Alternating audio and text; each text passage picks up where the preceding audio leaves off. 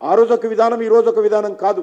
పేదవాడు ఒక్కొక్క ఇటుక పేర్చి తమ రక్తాన్ని చెమటగా మార్చి ఈరోజు ప్రభుత్వం ఇల్లు కట్టివ్వకపోయినా, ప్రభుత్వం సామాజిక బాధ్యత విస్మరించినా, పేదవాడు సొంతంగా తన కష్టార్జితంతో అప్పులు చేసి సంవత్సరాల తరబడి ఒక ఇల్లు నిర్మాణం చేసుకున్నాడు. వాని కళ్ళ ముందే ఆ ఇల్లును కూల్చేస్తే ఆ పేదవాడి మనస్సు ఏ రకంగా ఉంటుందో ఒకసారి ఆలోచన. ఏ ప్రభుత్వమైనా మానవతా దృక్పథంతో ఉండాలి.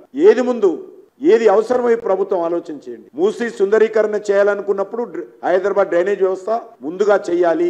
అది లేకుండా మూసీ సుందరీకరణ జరగదు. మొత్తం ఉన్నటువంటి పైప్ లైన్ అంతా కూడా ప్రభుత్వమే కలిపింది, జిహెచ్ఎంసీ కలిపింది, హైదరాబాద్ మెట్రో వాటర్ బోర్డే కలిపింది.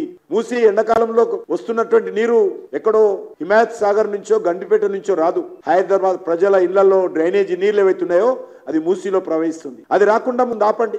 ఆపాలన్నప్పుడు ఆ లైన్లను కూడా మాడిఫికేషన్ చేయాలి. డ్రైనేజ్ వ్యవస్థ మొత్తం మాడిఫికేషన్ చేయాలి, రీమోడలింగ్ చేయాలి, ప్రత్యామ్నాయ వ్యవస్థ ఏర్పాటు చేయాలి, కొత్త పైప్ లైన్లు నిర్మాణం చేయాలి. దాని మీద వేల కోట్ల రూపాయలు ఖర్చు అవుతుంది. ఇది చిన్న నగరం కాదు, మహానగరం. తెలంగాణలో 40% జనాభా హైదరాబాద్ లో ఉంటారు. దీన్ని ఒక మూసీ సుందరీకరణ పేరుతో 1,50,000 కోట్లు పెడితే హైదరాబాద్ బాగుపడదు. గల్లీ గల్లీలో డ్రైనేజ్ సమస్య ఉంది.